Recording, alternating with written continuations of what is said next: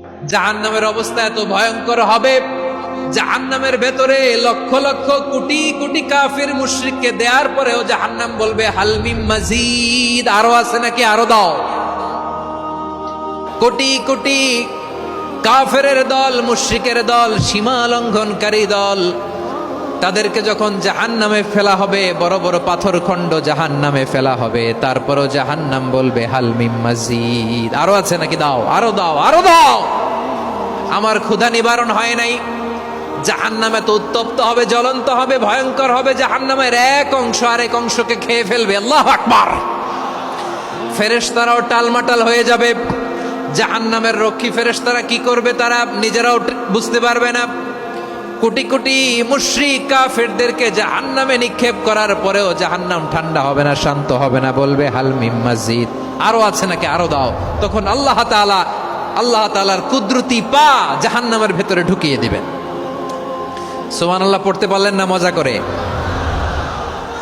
কোনো কিছুতেই যখন জাহান্নামকে শান্ত করা যায় না, আল্লাহ তাআলা তার কুদরতি পা জাহান্নামে ঢুকিয়ে দিবেন। দেওয়ার সাথে সাথে জাহান্নাম থেকে আওয়াজ আসবে, কত কত বিইজ্জাতিকা ওয়া বিকদরিক, আল্লাহ বিইজ্জাতিকা ওয়া বিকারামিক, আল্লাহ আপনার ইজ্জতের কসম, যথেষ্ট হয়েছে, এনাফ এনাফ, আর লাগবে না। সুবহানাল্লাহ বলেন।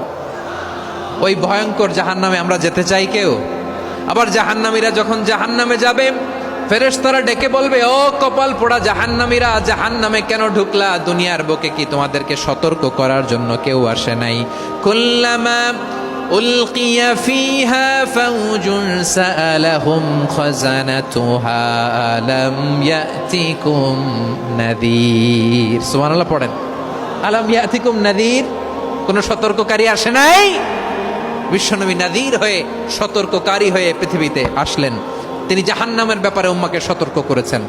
জান্নাতকে যেমনি তিনি চমকপ্রদভাবে উম্মার সামনে পোট্রে করেছেন, চিত্রায়িত করেছেন, ঠিক অনুরূপভাবে ভয়ঙ্কর জাহান্নামকেও তিনি এই উম্মার সামনে পোট্রে করেছেন। জাহান্নামকে কিভাবে বিশ্বনবী উম্মার সামনে পোট্রে করলেন, চিত্রায়িত করলেন, শুনতে মনে চায়? সিলেটবাসী শুনতে মনে চায়? জান্নাতের কথা শুনে যেমনি জান্নাতে যাওয়ার ব্যাপারে আপনারা আগ্রহী হয়েছেন, জান্নাতের নাজ নেয়ামতের কথা শুনে, জান্নাতের ফিচার শুনে যেমনি জান্নাতে যাওয়ার ব্যাপারে আমরা উদ্বেলিত হয়েছি, উচ্ছ্বসিত হয়েছি, জাহান্নামের কথা শুনলে কিন্তু আমাদের কলিজা কেঁপে উঠবে। কিভাবে বিশ্বনবী পোট্রে করলেন? বিশ্বনবী বলেন, নারুকুম হাযিহিল্লাতী ইউকিদু ইবনু আদম জুজউন মিন ৭০ জুজআন মিন হাররি জাহান্নাম। ও আমার উম্মতেরা, তোমরা যে রান্নাঘরে যে আগুন দিয়ে রান্না করো, তোমরা কি ভেবেছো জাহান্নামের আগুন ওই রান্নাঘরের আগুনের মতো না? আপনারা কিচেনে যে রান্না করেন, রান্নাঘরের আগুন আর জাহান্নামের আগুন তো একই না? সিলেটের ভাইরা বুঝে থাকলে উত্তর দেন। কিচেনের রান্নাঘরের আগুন আর জাহান্নামের আগুন এক না?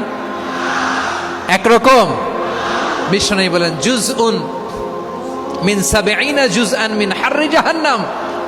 জাহান্নামের আগুন দুনিয়ার আগুনের চেয়ে কমপক্ষে ৭০ গুণ বেশি তেজওয়ালা। জাহান্নামের আগুনকে আল্লাহ নাম দিয়েছেন নারুল্লাহ। এটা আল্লাহর আগুন, নারুল্লাহিল মুকাদা আল্লাতী তাত্তালিউ আলাল আফইদা, যেটা কলিজার মধ্যে যে ধরে যায়। দুনিয়ার আগুন হাতে লাগলে হাত জ্বলে, পায়ে লাগলে পা জ্বলে। জাহান্নামের আগুন দেহের যেই জায়গায় লাগুক না কেন, সাথে সাথে কলিজাটা জ্বলে ছাই হয়ে যাবে। নারুল্লাহিল মুকাদা আল্লাতী তাত্তালিউ আলাল আফইদা। জাহান্নামের আগুন গায়ে লাগলে আপনার কলিজা পুড়ে ছাই হয়ে যাবে। ওই জাহান্নামে আমরা যেতে চাই? আমরা তো সবাই মিলে নাশিদ গাইলাম, জান্নাতে আমরা একা যাব না, সবাই মিলে যাব। ওই জাহান্নাম থেকেও সবাই মিলে বাঁচার দরকার আছে না নাই?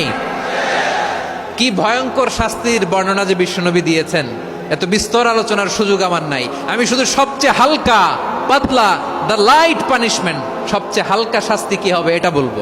বিশ্বনবী বলেন, ইন্না আহওয়ানা আহলিন নারি আযাবান ইয়াউমাল কিয়ামাতি লারাজুলুন তুদাউ ফি আখমাসি কদামাইহি জামরাতান ইয়াগলি মিনহুমা দিমাগু।